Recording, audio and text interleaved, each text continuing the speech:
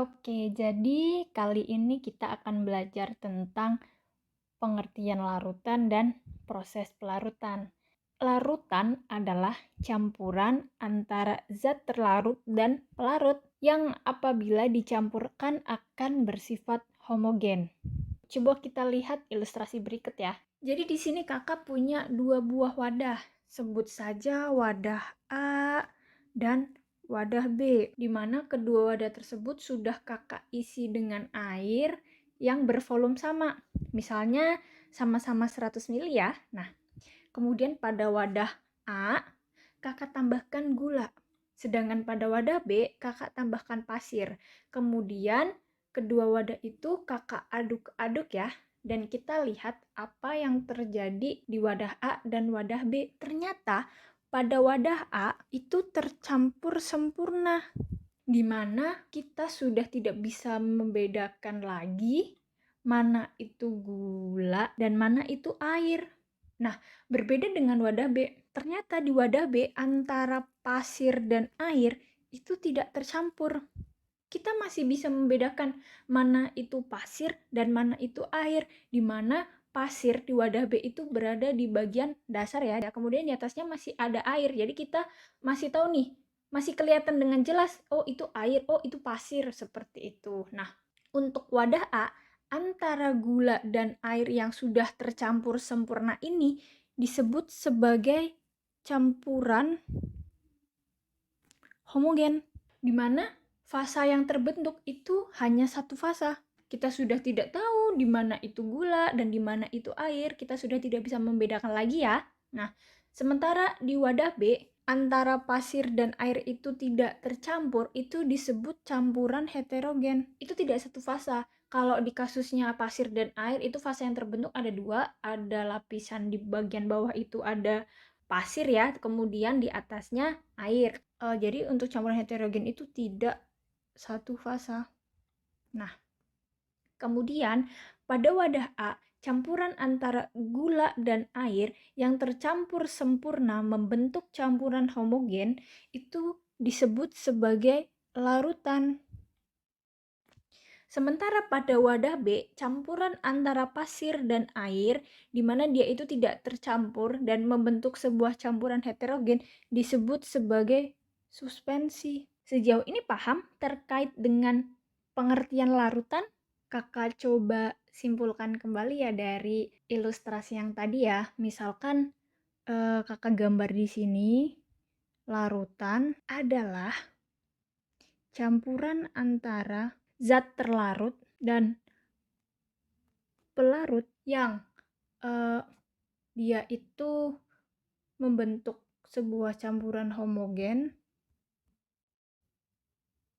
satu fasa dan mempunyai sifat kimia tetap. Namun bisa juga sifat fisikanya mengalami perubahan.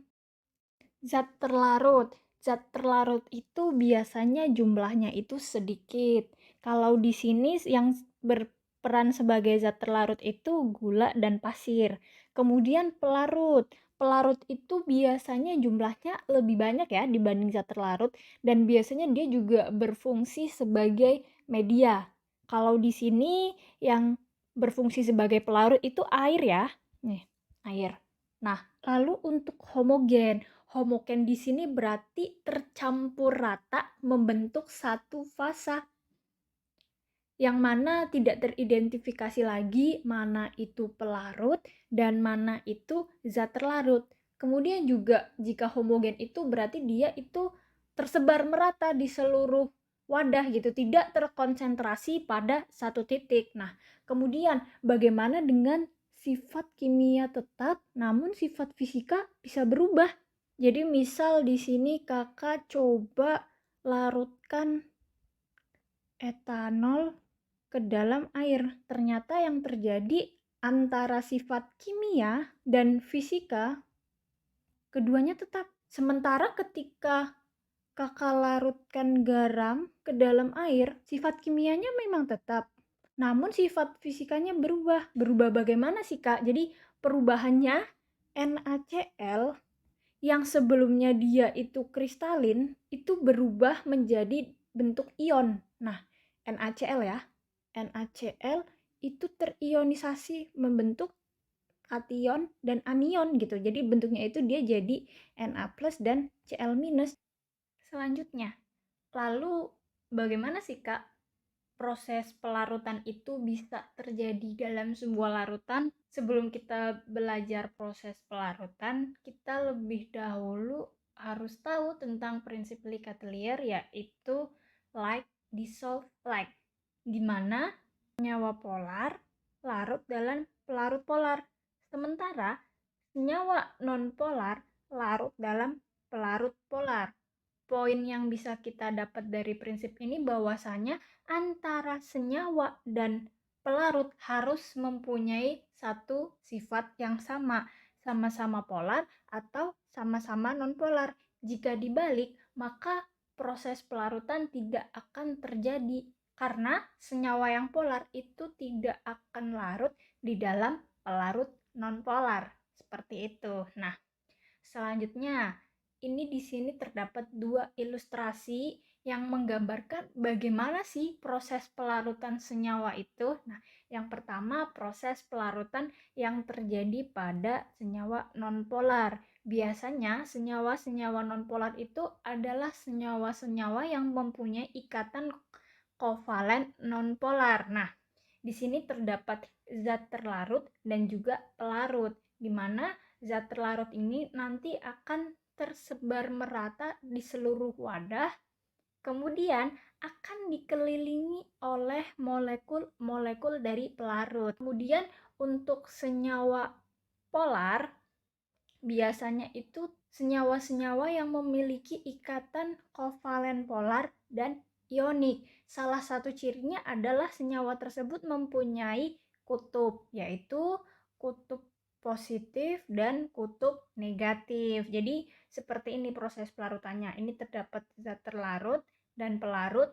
Nah, zat terlarut ini akan terionisasi membentuk anion dan kation. Kemudian setelah dia itu terionisasi, molekul-molekul pelarut akan mengelilingi kutub-kutub tersebut.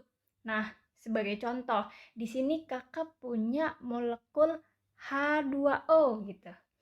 Kita tahu H2O itu terdiri dari atom oksigen yang mengikat dua atom hidrogen, di mana atom oksigen itu dia mempunyai kutub yang lebih negatif, sementara atom oksigen dia itu mempunyai kutub yang lebih positif. Di sini H2O berperan sebagai pelarut ya.